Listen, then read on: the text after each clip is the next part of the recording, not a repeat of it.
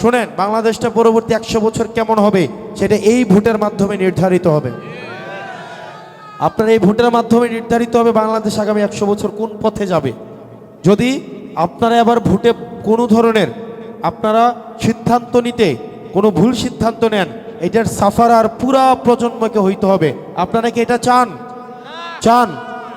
এখন আসেন, আমরা আমাদের জায়গা থেকে আপনাদেরকে দাওয়াত দিব, আহ্বান করব। আমি যে ক্রাইটেরিয়াগুলো বলছি, এই ক্রাইটেরিয়াগুলো আমি মনে করি এই শাপলাকলি প্রতীকে আছে।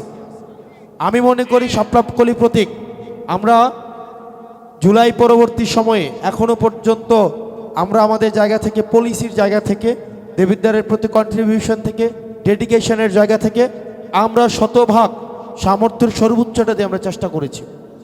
এখন আপনার যদি মনে হয় যে আগামী 12 তারিখ শাপলাকলিতে ভোট দেওয়ার যোগ্য, তাইলে আপনারা ভোট দিয়েন। আর যদি মনে হয় যোগ্য না, তাইলে আপনারা দিয়েন। ঠিক আছে? সারাদিন বক্তব্য করতেছি, সকাল অন্তত গত 4 দিন ধরে টানা শুরু হয়েছে, বক্তব্য দীর্ঘায়িত করব না। আর যদি মনে হয় আপনারা শাপলাকলিতে ভোট দিবেন, সিদ্ধান্ত নিয়ে থাকেন, তাহলে আরেকটা অনুরোধ থাকবে, শুধুমাত্র আপনি একা না, আরও 5-7টা মানুষকে বুঝান এবং প্রত্যেকজন অন্তত 10-15 জন মানুষের দায়িত্ব নেন। শুধু একা না, আরও 10টা মানুষকে নিয়ে কেন্দ্রে যান, কেন্দ্রে গিয়ে আবার নির্বিঘ্নে ভোট দেন। আবার আর আগের মতো নাই যে কেন্দ্র দখল করে ফেলবে, এটা কেউ সাহসও করবে না। যে কেন্দ্র দখল করার কোনো ধরনের প্রস্তুতি নেবে, তার রাজনৈতিক কেরিয়ার ওইখানেই শেষ হয়ে যাবে। এটা যদি আমিও করতে যাই, আমারও রাজনৈতিক কেরিয়ার শেষ হয়ে যাবে।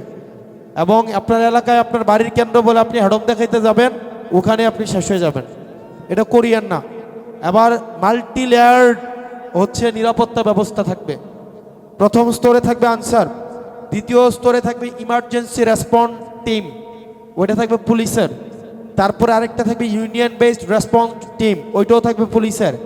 সেনাবাহিনী আবার সবসময় প্রস্তুত থাকবে এবং সেনাবাহিনী অন্যান্য বছরের তুলনায় এই বছর নাম্বারস অফ প্লেয়ার বেশি এখানে হচ্ছে ডিপ্লয় করা হয়েছে। এবার বিমান বাহিনীও থাকবে। এবার বডি ওন্ড ক্যামেরা থাকবে।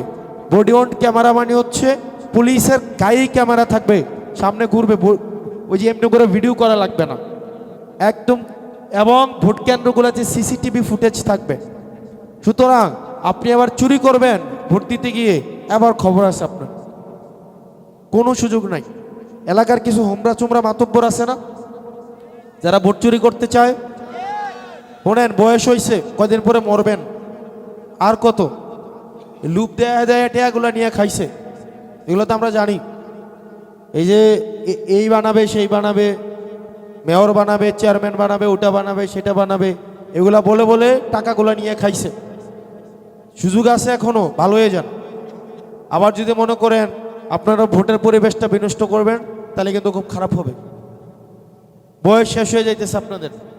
আর এই তরুণ প্রজন্ম যারা জুলাইয়ের রাস্তায় আসছে, এরা কিন্তু আপনাদেরকে ছাড় দিবে না। আপনারা যদি মনে করে থাকেন এই পোলাপাইনদেরকে আপনারা হচ্ছে কটাক্ষ করবেন, এদেরকে হচ্ছে সব কিছুতে পিছিয়ে রাখবেন, তাহলে আপনারা ভুল করতেছেন। সুতরাং ভোট চুরির হাত টান যাদের আছে, অভ্যাস আছে, আগের রাতে টাকা নিয়ে বাড়িতে বাড়িতে যাওয়ার অভ্যাস আছে, প্রত্যেকটা জিনিস আমাদের কাছে খবর আছে। এবং এগুলা ইনশাল্লাহ এগুলো হচ্ছে প্রজেক্টরে দেবিদ্বার দেখানো হবে। আপনারা কে কাকে কখন ফোন দেন, কে কার কাছে কত টাকা পাঠাইছেন, এগুলো প্রজেক্টরে দেখানো হবে। আপনি যদি মনে করেন এগুলো জানি না, এগুলো কিচ্ছু জানেন না, এগুলো আমাদের কাছে সব খবর আছে। সুতরাং এগুলো জিনিসগুলো ভালো হয়ে যান, ভালো হয়ে যান। মুরব্বী মানুষ, কাকে বলছি এটা বুঝে গেছেন। আর যদি না বুঝে থাকেন, যদি এইসব বুঝাইতে হয়, তাহলে কিন্তু খুব বাজেভাবে বুঝানো হবে। তো আপনারা যারা আছেন এখানে, আপনাদের কাছে অনুরোধ থাকবে, আগামী 12 তারিখ প্রত্যেকেই ভোট দিতে যান।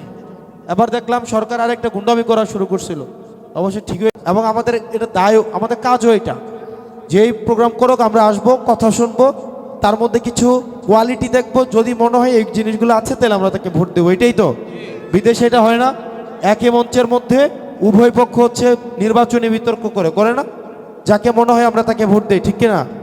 তো এবার ভোট দেওয়ার সময় শিক্ষিত প্রজন্মের কাছে আমার প্রত্যাশা থাকবে, আপনারা ভোট দেওয়ার সময় আমার মুখস্থ ভোট দিয়েন না। একজন একটা বলে দিছে, আপনি গিয়ে ছাপ্পা মেরা দিচ্ছেন, এটা করিয়েন না।